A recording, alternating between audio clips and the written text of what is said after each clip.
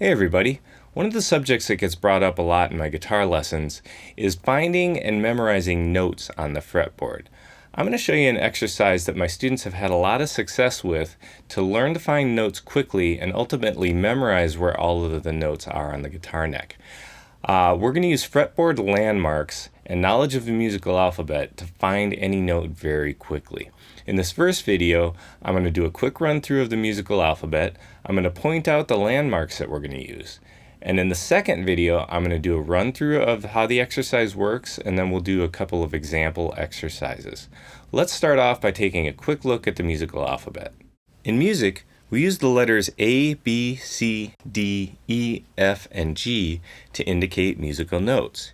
In between most of these notes, we have notes that are called either sharps or flats. A sharp raises the pitch of a note, and A sharp is a higher pitched note than A. A flat lowers the pitch of a note. A B flat is a lower pitched note than B. You'll also notice if you look at the piano keyboard, A sharp and B flat are both on the same piano key. The sharps and flats are the black keys on the piano, while the natural notes are the white keys. On the guitar fretboard, each fret on each string is a different musical note. Notice that the entire musical alphabet occurs on each string between the open string and the 12th fret of that string. Now let's take a look at some of the fretboard landmarks we're going to use for this exercise. Let's start with the open strings. The first string is E, second string is B, third is G, fourth is D, fifth is A, and sixth is E. The 12th fret of each string is the same note as the open string, one octave higher, so the same note names.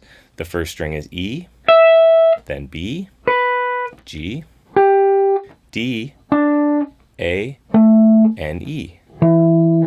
On the 5th fret of most of the strings, we have notes that we can use to tune the guitar by ear. The 5th fret of most of the strings is the same note as the open string next to it.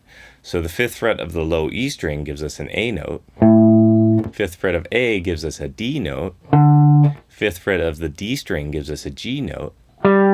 Now on the G string, we change to the 4th fret to get our B note, back to the 5th fret of the B string to get an E note, and the high E string 5th fret is an A note. Now we don't often use that note for tuning, but remember the high E string and the low E string, the names of the notes are going to be mirror images of each other. The notes will be in different octaves, but will have the same note names on the same frets. Now you're familiar with the musical alphabet and the fretboard landmarks that we're going to use to do the exercise. In part 2, I'm going to show you how the exercise works, and I'll run through a couple of examples with you. I'll see you there.